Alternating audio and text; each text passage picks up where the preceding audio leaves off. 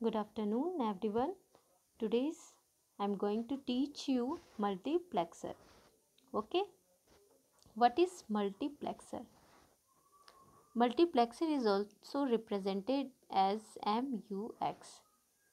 Okay, a multiplexer is a combinational logical circuit that selects binary information from one of many input lines and direct it to a single output line.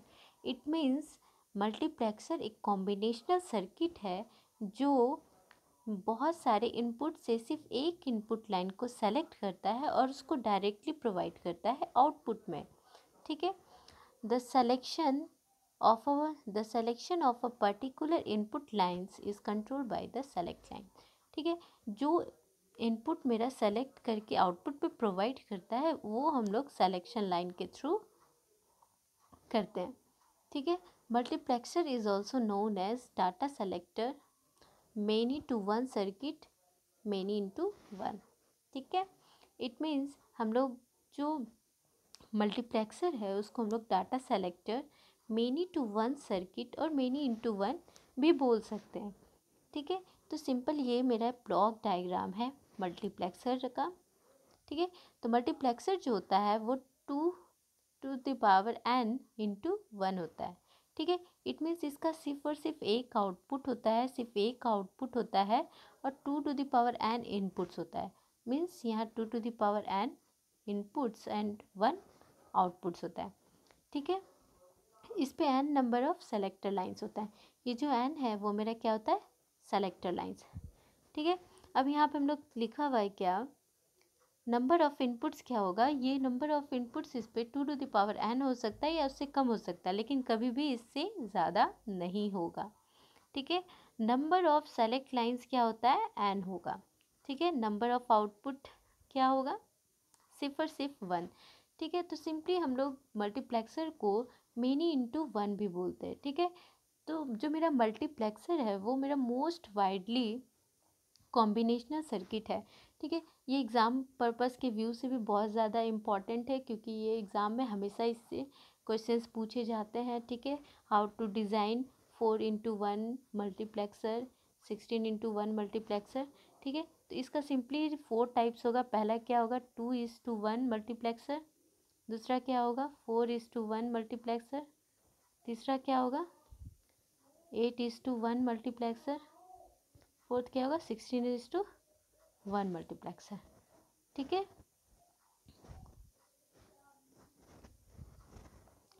अब हम लोग देखेंगे कि यहाँ पे जो select line कैसे मेरा आउटपुट सेलेक्ट करके देता है.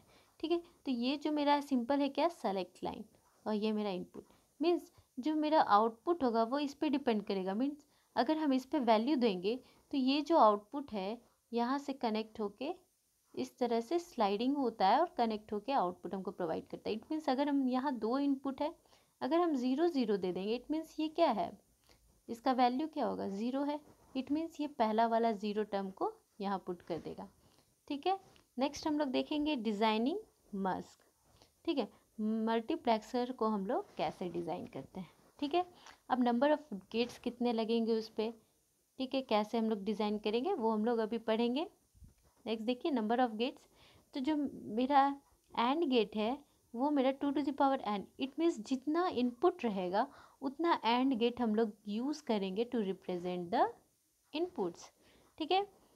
नोट गेट कितना लगेगा मेरा, तो एन नंबर, जितना सेलेक्टर लाइंस होगा उतना number of not gates use होगा. ठीक है.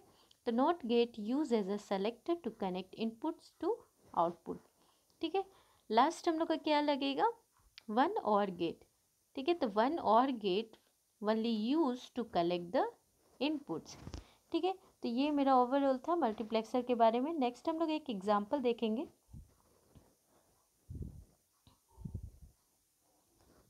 ठीक है. ये एग्जांपल है डिज़ाइन 2:1 मस्क. ठीक है. अब 2:1 मस्क है. सबसे पहले हम लोग को क्या फाइंड करना है कि नंबर ऑफ़ इनपुट्स क्या होगा. तो नंबर ऑफ़ इनपुट्स हमको पता चल गया. ये जो पार्ट होता है वो क्या होता है, इनपुट होता है. ठीक है. और ये वाला पार्ट क्या होता है, आउटपुट. ठीक है. ये जो पहला पार्ट होता है उसको हम लोग इनपुट बोलते हैं, दूसरा वाला पार्ट को क्या बोलते हैं, आउटपुट बोलते हैं. ये वाला क्या है इनपुट, ये वाला आउटपुट। तब हमको पता चल गया कि नंबर ऑफ इनपुट्स कितना है, ओनली 2, ठीक है, और नंबर ऑफ आउटपुट कितना है 1, ठीक है। अब हमको यहाँ फाइंड करना है कि अगर 2 इनपुट्स है तो नंबर ऑफ सेलेक्ट लाइन कितने होंगे।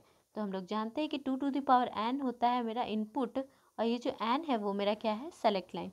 तो 2 to the power 1 is equals to 2 होता है, ठीक है। इट मीन्स मेरा जो सेलेक्ट लाइन होगा वो क्या हो जाएगा 1 हो जाएगा, ठीक है। आई होप आप लोग को क्लियर हो रहा होगा। नेक्स्ट हम लोग क्या करेंगे, डिज़ाइन करने का, इसका ब्लॉक डायग्राम बनाएंगे, ठीक है। तो ब्लॉक डायग्राम कैसे बनता है, सिंपली हम लोग डिज़ाइन करेंगे।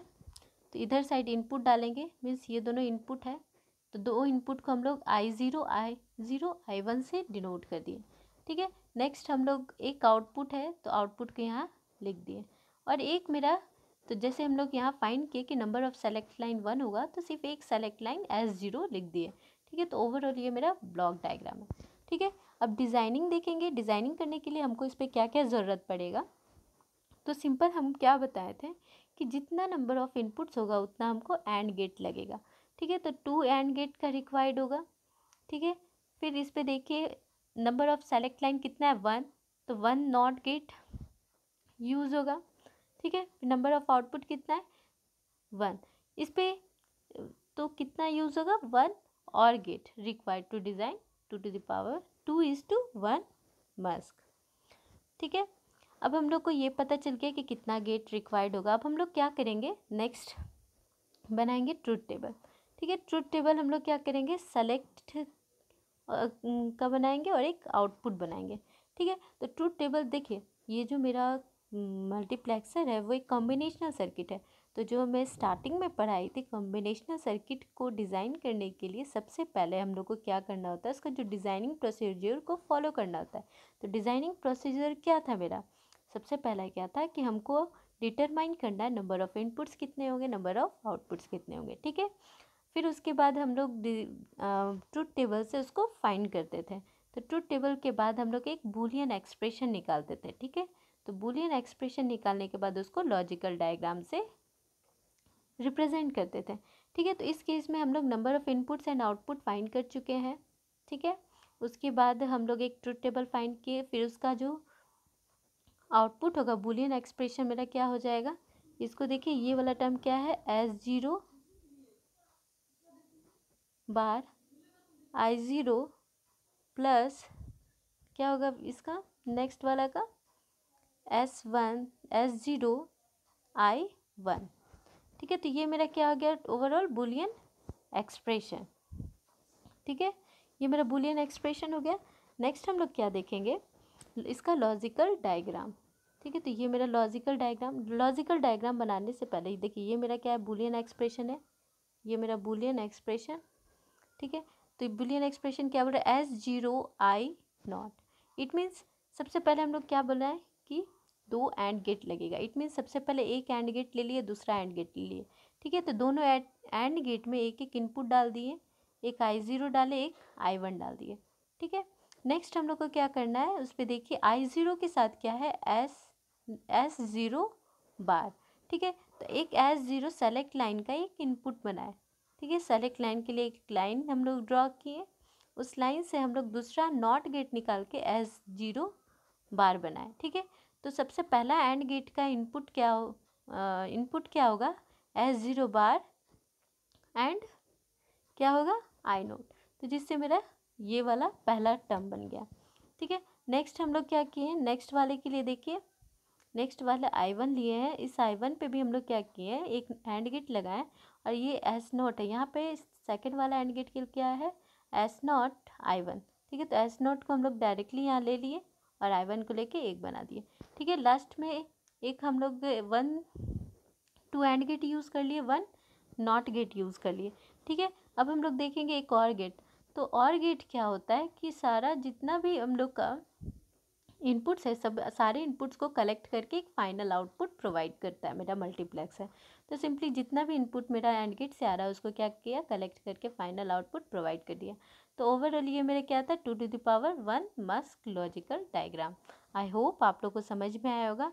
नेक्स्ट हम लोग पढ़ेंगे 4:1 मस्क। ठीक है, थैंक यू।